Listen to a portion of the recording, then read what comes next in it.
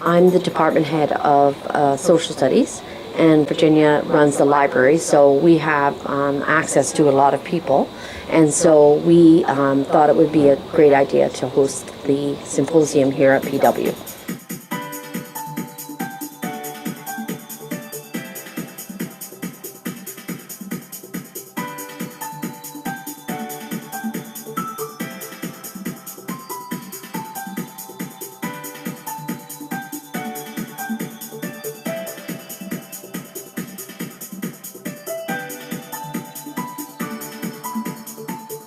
My History 12 students were the ones that did a presentation, and I thought they had a great experience of presenting in front of the auditorium, and we had a rehearsal with tech class, and I think they did a great job, so I'm very proud of them.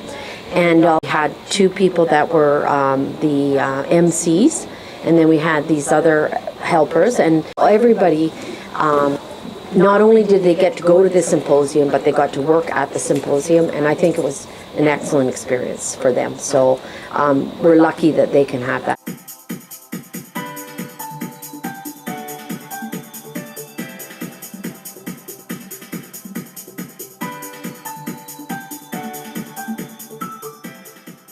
Well, I think this opportunity for students to be at the symposium enlightens them. And I do find that the students, as you said, are very empathetic to what's going on. I think there's a bit of a shock to them, and they realize what's going on with all these stories, that they're not focused on their cell phones and their own little individual life. It opens up a whole other avenue for them to investigate. And I think they will have a little bit more respect for how you treat other people in the world. Some of the workshops, like the Comfort Women, I think is a shock for the students.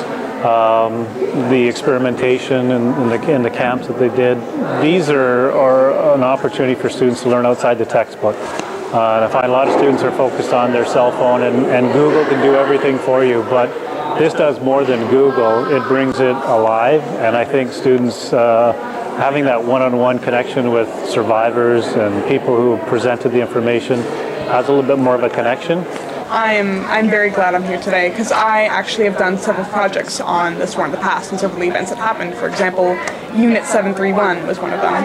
And it's also been just like no one's acknowledged these events have taken place either, which has also been very like eye-opening for me, because why wouldn't these horrible events that no one has yet basically looked at and said, yes, this happened, it's been covered up, it's been rewritten. So being here and like learning about it has been awesome, and yeah.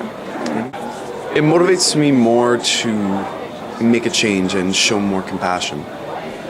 That I was able to go to this workshop, it helps me gain a better understanding of what is going on during World War II and at what expense and why things like this happen today, like politically speaking. Here, you learn the Canadian way, the emotions, and you know what is right, what is wrong, and it really helped me learn a lot about the international relationship between countries and also the morality in a human society.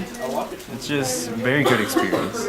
I'm taking away more education and I guess more of a perspective on my own life as well, and kind of already, I guess I have an open mind, but just having an even bigger open mind to understanding what happened to people that didn't have a voice. So, yeah. I think the thing I'm most hoping for them to take from this is the fact that we as a species, as human beings, have a pretty checkered past, and it's really important to look at where we've stumbled in history and look at where we need to work on improving and where we need to address hurts and help to heal ourselves and each other.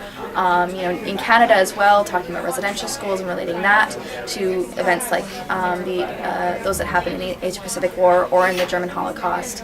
But I'm actually really grateful that all these schools from like all around BC, they came and they participated. And I saw like a lot of people, they were asking questions and they really did their research beforehand. So it was like really like moving that like they really care about this topic. They came all the way to Prince of Wales to tell us their thoughts, especially the student reps. They gave some really good comments at their bell tolling ceremony.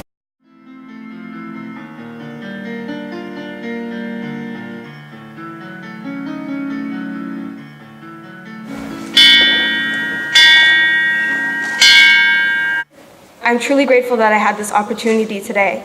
Even my own textbook didn't even explain half the events, a quarter, an inch of anything that happened in the Asia-Pacific War. We would like to remember those who have suffered from human rights violations during the Asia-Pacific War. We are very thankful to have been given the opportunity to come here today and participate in various workshops to learn more about these violations. Most importantly, we need to learn from those who sacrificed their lives to protect the human rights of the innocent. We must speak out against injustice and oppression, whether it be on an everyday level or a global scale. As long as we uphold the values of peace and equality, we will never again witness the horrors of the past. I would like to thank the victims, whom of which had the bravery and courage to come out and talk about their stories and experiences, such as Marius von Neumann. Thank you. But I think the most important message of this symposium is that denial of these events still exists. Widespread knowledge of these events does not exist. And together, like symposiums like this, we can change that. We can all go home and where appropriate, we can spread the knowledge that this does not happen again.